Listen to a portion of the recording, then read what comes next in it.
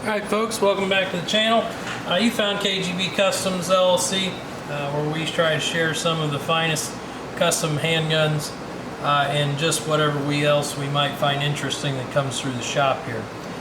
Today, as you can tell by the thumbnail and this case here, we got a very special gun built by Ted Yost, Estate Sporting Limited. This gun is a commercial model Colt in the 240,000 serial range. I believe that's a 1950 or 51 base gun. The Colt commercial models were so named because they were not government models.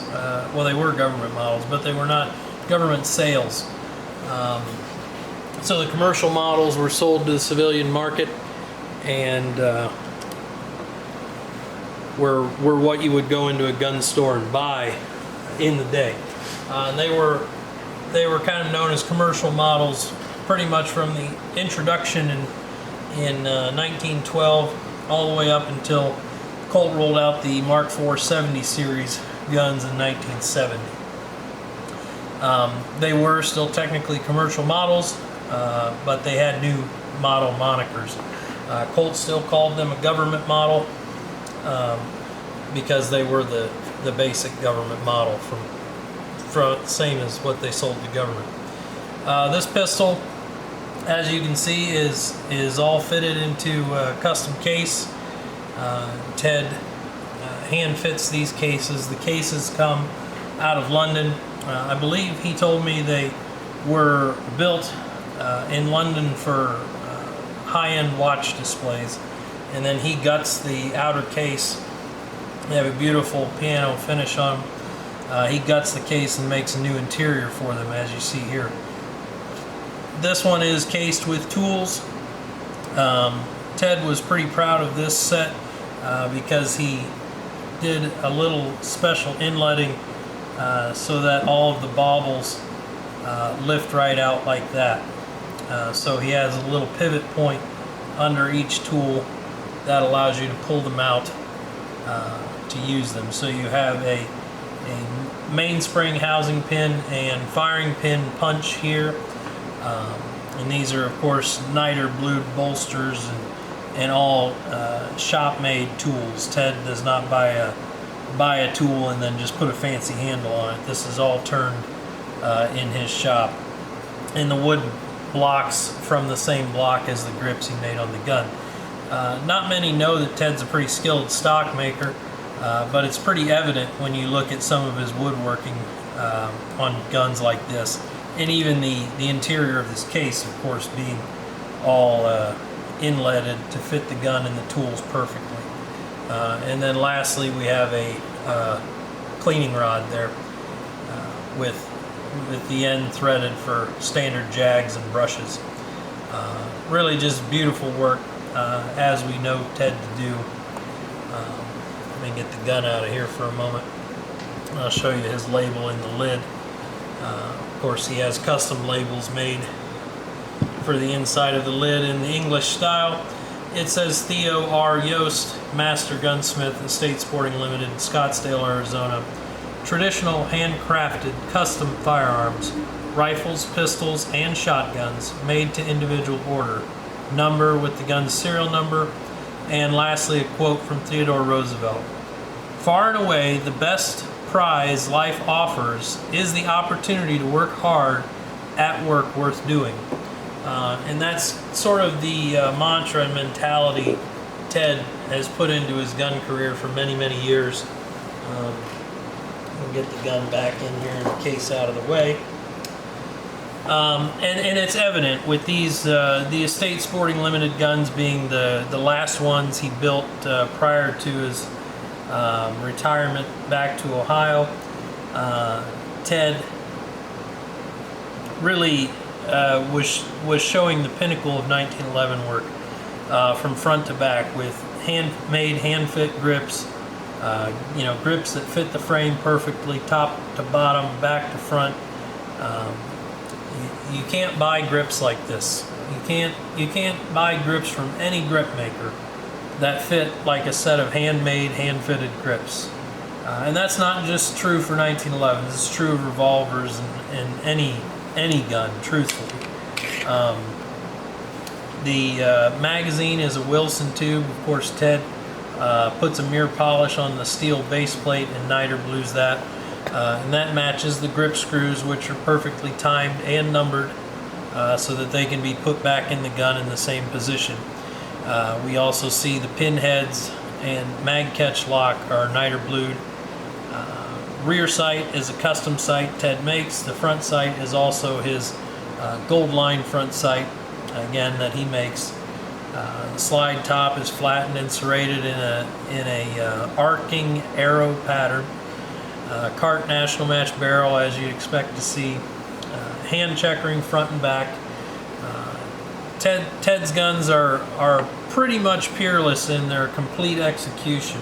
And I say complete execution because there's a lot of folks, not a lot, there's a number of folks that build a nice gun and build an attractive gun and build a classic gun, but very few that are skilled enough in all medias, including the prep and finish, which Ted does, the metal work, the mechanical work, and then the woodwork. I really give Ted a lot of credit for not doing it the easy way and not buying a set of grips to go on these guns. We all have builds and projects that go out with grips that we don't maybe want on them for ourselves, but sometimes, you know, the client's desires and client's budgetary concerns require a set of factory-made grips, a non-custom set of grips, if you will. But Ted, certainly towards the end at Estate Sporting Limited, was very hard-nosed about putting custom grips, his handmade grips, on as many guns as possible. I know for some time he used a lot of Craig Spiegel's grips, and he's used grips from every manufacturer through the years. But as he pushed the envelope and raised the bar in his own shop, he continued to, I guess, put that out in the world in a way that is a complete package. And as much work on this gun as he could do, he did. So we've got a polished muzzle crown there that sticks out just a little bit from the bushing, which I kind of appreciate, going back to that sort of look versus the flush crowns that were all the rage, of course, in the past 10 or 15 years here. We've got his serrations on the bottom, so he hand serrates the bottom of the slide stop. The slide stop is also, this shelf is machined back at an angle. Again, that angle is matched with the serrations he puts on the bottom there, and he removes the serrations from the top. Overall, the gun is nicely softened, which I truly appreciate. This gun does have a rowel or commander or a ring hammer on it, which I think is a classic look, as it was sort of the hammer du jour of the early custom 1911s. Certainly the combat guns. Another Ted feature is the polishing of the edge, the horn of the beaver tail all the way around, and he would hand file. A peak is not really the right word, but there is a slight coming together of the lines here, and I don't want to call it a ridge even. It's hard to explain. It's visually appealing, but it's not done in a way that would be stabby on a gun you wanted to carry. Now, granted, this gun probably will never see leather, but Ted builds guns very thoughtfully, in that they would be right at home in a holster. If a client with the means wanted to carry this gun, I'm sure he would not be disappointed in the performance or comfort in doing so. I appreciate you guys tuning in. This is this is a really special opportunity to hold a gun on this level.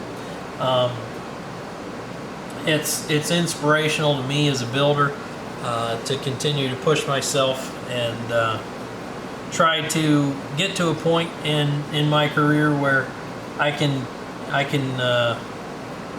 put out work like this. I guess this kind of stuff just leaves me a little bit speechless, because I can pore over this and find very little that I could even ponder improving on, and that's not something I can say about too many guns that come through here. And usually it's very minor stuff, or a minor visual cue, that kind of thing. There's a lot of great guns that pass through here, but guns like this really do make my whole month, if not year, when I get the chance to handle them for clients. Hope you guys enjoyed the video. There'll be some videos pop up here at the end, one of which will be the Ted Yost playlist, which you can see all of the other Yost built guns that I've had through the shop here in the last year or so. And hope you guys keep coming back, or we keep making new videos. Thank you.